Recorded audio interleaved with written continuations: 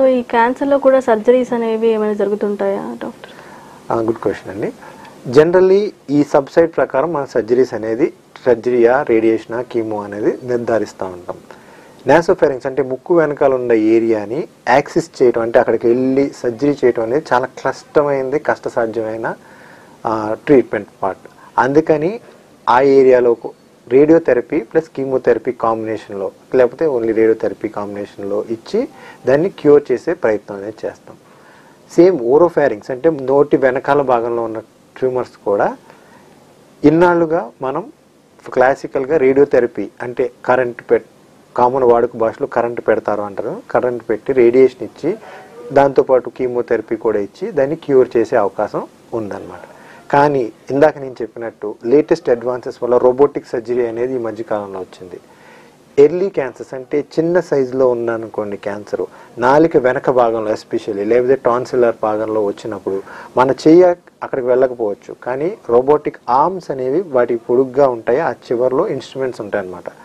దీన్ని నోటి ద్వారా అక్కడికి పంపించి ఆ ఏరియాలో క్యాన్సర్ని సర్జరీ చేసి స్పెసిఫిక్గా అంతవరకే తీస్తే క్యాన్సర్ క్యూర్ రేట్స్ బాగుంటాయి, పేషెంట్కి ట్రీట్మెంట్ ఇమీడియట్గానే వస్తుంది, తన రికవరీ కూడా బెటర్గా ఉంటుంది, తన ఫ్యూచర్ వచ్చినా మనకి ఈ రేడియోథెరపీ, కీమోథెరపీ అనే ఆప్షన్స్ని వాడేసుకోకుండా కూడా ఉంటాం.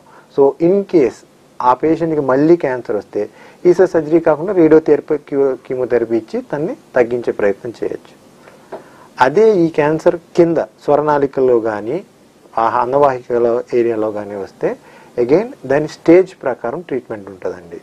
జనరల్గా ఎర్లీ స్టేజ్ ట్యూమర్స్ అంటే ఎర్లీ T1, T2 చిన్నగా ఉన్న ట్యూమర్స్, హైపోఫారింజియల్ ట్యూమర్స్ అన్నిటినీ కూడా ఆర్గన్ ప్రిజర్వేషన్ అనే కాన్సెప్ట్ వాడతాం. అంటే అవి తీసేస్తే మనిషికి స్వరం పోతుంది, మాట్లాడలేడు, అన్నం తీసుకోవడానికి ఇబ్బంది పడతాడు. సో మనం మ్యాక్సిమం తనకి నార్మల్ లైఫ్ని ఇవ్వాలనే ఉద్దేశంతో సర్జరీ కన్నా ఇనిషియల్ స్టేజ్లో రేడియోథెరపీ అనేది ఇచ్చి తగ్గించే ప్రయత్నం చేస్తాం.